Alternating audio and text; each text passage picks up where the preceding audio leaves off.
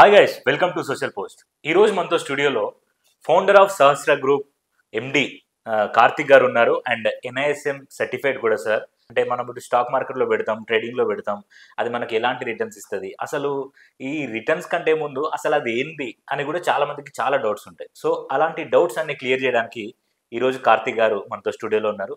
So సార్తో మాట్లాడి అన్ని విషయాలు తెలుసుకుందాం. Hi sir. Hi sir. ఎలా ఉన్నారు sir? I'm good, thank you. Thanks for coming sir. Sir, అసలు ఈ స్టాక్ మార్కెట్ అంటే ఏంటి సార్? అంటే బేసిక్ అందరు చెప్తూ ఉంటారు, బట్ మీరు కూడా ఒక్కసారి బ్రీఫ్ అనాలిసిస్ చెప్తే బాగుంటుంది sir audience. Definitely. So stock market is like any other market అండి. ఇప్పుడు ఫర్ ఎగ్జాంపుల్ ఒక వెజిటబుల్ మార్కెట్ కన్సిడర్ చేసుకుంటే అక్కడ ఏం జరుగుతుంది? వెజిటబుల్స్ బై చేసే వాళ్ళు ఉంటారు, సెల్ చేసే వాళ్ళు ఉంటారు. అంటే ఒక ప్రొడక్ట్ ని బై చేసే వాళ్ళు బయర్స్ అండ్ సెల్లర్స్ ఉంటారు. సిమిలర్లీ స్టాక్ మార్కెట్ లో కూడా బయర్స్ సెల్లర్స్ ఉంటారు. కానీ ఇక్కడ ప్రొడక్ట్ ఏంటంటే షేర్స్ ఆర్ స్టాక్స్. ఎక్కడైతే కంపెనీస్ కి సంబంధించిన స్టాక్స్ ని బయింగ్ అండ్ సెల్లింగ్ చేస్తామో ఆ ప్లేస్ ని కామన్ గా స్టాక్ మార్కెట్ అంటారు. Okay sir. బేసిక్ గా మనం స్టాక్ అంటే చాలా మందికి మీనింగ్ కన్ఫ్యూజ్ అవుతూ ఉంటారు. స్టాక్ అంటే it's like part of ownership లాంటిది. అంటే మీరు ఒక కంపెనీలో ఫర్ ఎగ్జాంపుల్ ఒక 10 షేర్స్ బై చేశారు.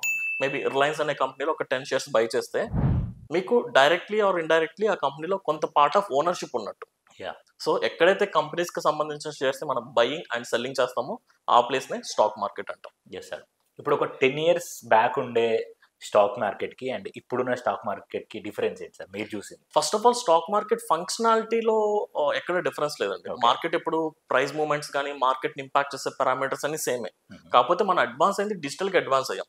ఒకప్పుడు స్టాక్ మార్కెట్ గురించి ఏ ఇన్ఫర్మేషన్ కావాలన్నా పీపుల్ కి చాలా స్లోగా వచ్చేది. ఇప్పుడు ఇన్స్టాంట్ గా దొరుకుతుంది. ఒకప్పుడు stock market trading are investment చేయాలంటే చాలా ఎక్స్పీరియన్స్ పీపుల్ కి మాత్రమే పాసిబిలిటీ ఉంటుంది. ఈవెన్ ఇప్పుడు లైక్ 18 years 19 years ఉన్న పర్సన్ కూడా దీని గురించి ప్రాపర్ నాలెడ్జ్ గెయిన్ చేసుకుని అతను ఓన్ గా ట్రేడ్ చేయగలుగుతున్నారు. సో స్టాక్ మార్కెట్ కావాల్సిన ఏ ఇన్ఫర్మేషన్ అయినా సరే పీపుల్ చాలా ఈజీగా ఎన్హాన్స్ చేయగలుగుతున్నారు. అంటే ఆపరేషన్స్ లో ఎలాంటి ఫంక్షన్ లేదు, కాకపోతే యాక్సెసిబిలిటీలో మనకి లైక్ అడ్వాంటేజెస్ ఎక్కువ ఉన్నాయి. ఇప్పుడు స్టాక్ మార్కెట్, ట్రేడింగ్ ఈ రెండు డిఫరెంటా లేకపోతే ఈ రెండు కంబైనింగ్ గా ఉంటాయి సార్? వాటి డిఫరెన్స్ ఏంటి సార్? రెండు. స్టాక్ మార్కెట్ లో మనం ట్రేడింగ్ అనే యాక్టివిటీ చేస్తాం. Stock market it's a market. అందులో మనం చేసే యాక్టివిటీ బట్టి 2 types ఆఫ్ కేటగిరీస్ చేయొచ్చు. ఒకటి ఇన్వెస్ట్మెంట్, ఇంకొకటి ట్రేడింగ్. ఫర్ ఎగ్జాంపుల్ మీరు రిలయన్స్ అనే కంపెనీలో ఒక 1000 షేర్స్ ని ఈరోజు బై చేసి ఒక 20 years హోల్డ్ చేద్దాం అనుకుంటున్నారు. అంటే ఒక 20 years వరకు దీన్ని డిస్టర్బ్ చేయదలుచుకోలేదు. సో దీన్ని we call it as investment. అంటే ఒకేసారి లంసమ్ లో మనం షేర్స్ బై చేసి ఫర్ లాంగర్ పీరియడ్ వరకు రిటర్న్స్ ఎక్స్పెక్ట్ చేయగలిగితే that is called investment.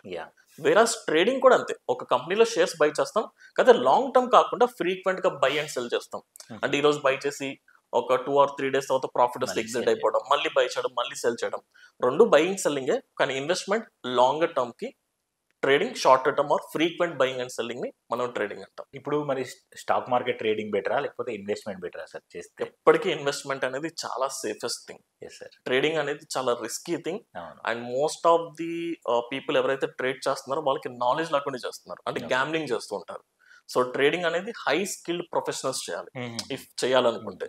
So ఈ రెండింటితో కంపేర్ చేసుకుంటే investment is the biggest advantage. Like అందులో మనకి వెల్త్ కాంపౌండ్ అవుతూ ఉంటుంది. So investment is most safest, trading చాలా రిస్కీ. సో రిస్క్ మేనేజ్మెంట్ అనేది ట్రేడింగ్ లో ఎక్కువ ఉంటుంది అనమాట. ఆఫ్ కోర్స్ అందులో కూడా మనం రిస్క్ ని హ్యాండిల్ చేస్తూ ఉంటాం. కాకపోతే మనం ఎక్కువ స్ట్రెస్ తీసుకోకర్లేదు ఇన్వెస్ట్మెంట్స్ లో. ఫర్ ఎగ్జాంపుల్ ఒక చిన్న లాజిక్ చెప్తాం. మేబీ మీరు 2018 2019 ఇయర్ లో ఏదన్నా కంపెనీస్ లో ఒక 10 lakhs వర్త్ షేర్స్ బై చేశారు. మనకి 2020 కరోనా టైం పీరియడ్ లో మార్కెట్ ఆల్మోస్ట్ 40% క్రాష్ అని, లాక్డౌన్స్ ఇవన్నీ కంపెనీస్ ఆపరేషన్స్ అన్ని ఆగిపోయినాయి. అలాంటప్పుడు ఇన్వెస్టర్ పాయింట్ ఆఫ్ వ్యూలో అది పెద్ద ప్రాబ్లం కాదు. ఎందుకంటే ఒక 6 months మార్కెట్ పడినా ఇంకో 1 year లో రికవర్ అయింది. మహా అయితే 1.5 year మీ పోర్ట్ఫోలియో గ్రోత్ లో కొంచెం స్లో డౌన్ అనిపించవచ్చు. అంటే ఈ మార్కెట్ లో వచ్చి టెంపరీ ఫ్లక్చువేషన్స్ ఇన్వెస్టర్స్ ని ఎప్పుడు ఇంపాక్ట్ చేయదు. ఇన్వెస్టర్స్ ఎప్పుడు టెన్షన్ తీసుకోడు. వేరాస్ ట్రేడర్ వచ్చేసరికి షార్ట్ టర్మ్ ప్లాన్ లో ఉంటాడు. అంటే బై చేసి ఒక 1 week ఒక 10 days ఇలా హోల్డ్ చేస్తుంటారు కదా, వీళ్ళకి ఎక్కువ టెన్షన్స్ ఉంటాయి. ఇప్పుడు మార్కెట్స్ ఫాలో అవుతున్నట్లయితే లైక్ వాళ్ళ పోర్ట్ఫోలియో నెగిటివ్ లోకి వెళ్ళి వాళ్ళ లాస్ లో ఎగ్జిట్ అవ్వాల్సి వస్తుంది, వాళ్ళు ఎక్కువ స్ట్రెస్ తీసుకోవాల్సి వస్తుంది. So investment is the complete safest thing ఎప్పటికీ. Okay sir. ఇంకో విషయం ఏంటంటే స్టాక్ ఎక్స్చేంజెస్ అని అంటూ ఉంటారు సార్. అసలు ఈ స్టాక్ ఎక్స్చేంజెస్ అంటే ఏంటి, అసలు వాటికి ఇంపార్టెన్స్ ఏంటి? సింపుల్ గా చెప్తాను. ఫర్ ఎగ్జాంపుల్ మనం ఏ ప్రోడక్ట్ ని బై చేయాలన్నా మనకు ఒక సెల్లర్ కావాలి, రైట్? ఇప్పుడు సిమిలర్లీ మీరు ఒక ఐఫోన్ మొబైల్ కొనాలంటే అది సెల్ చేసే పర్సన్ ఉండాలి కదా, సెల్ చేసే ప్లేస్ ఉండాలి కదా. అలాగే ఇప్పుడు మీరు హైదరాబాద్ లో ఉన్నారు, సేమ్ రిలయన్స్ అనే కంపెనీలో ఒక 100 shares బై చేద్దాం అనుకుంటున్నారు.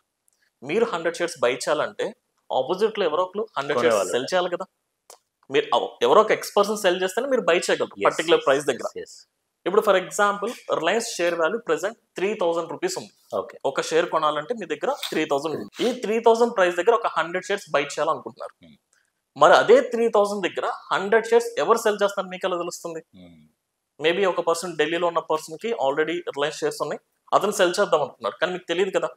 సో ఇక్కడ స్టాక్ ఎక్స్చేంజ్ ఒక రోల్ ఏంటంటే ఒక బయ్యర్ కి ఒక సెల్లర్ కి మధ్య కామన్ ట్రాన్సాక్షన్ జరిగేలాగా ఒక మీడియం ప్లాట్ఫామ్ లాగా పనిచేస్తుంది. అంటే వాళ్ళిద్దరి మధ్య బయింగ్ సెల్లింగ్ ట్రాన్సాక్షన్ జరిగే ఒక common mediation platform we call it as stock exchange. Okay sir. And మనకి ఇండియాలో చాలా స్టాక్ ఎక్స్చేంజ్ ఉన్నాయి, like more than 30 stock exchange ఉన్నాయి. బట్ అందులో ఎక్కువ మందికి ఫేమస్ గా తెలిసిన 2 exchanges, like national stock exchange, Bombay stock exchange.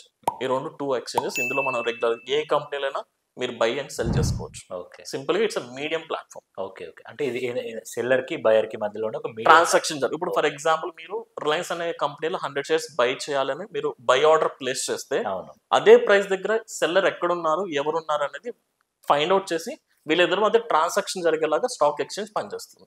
Okay. Okay sir.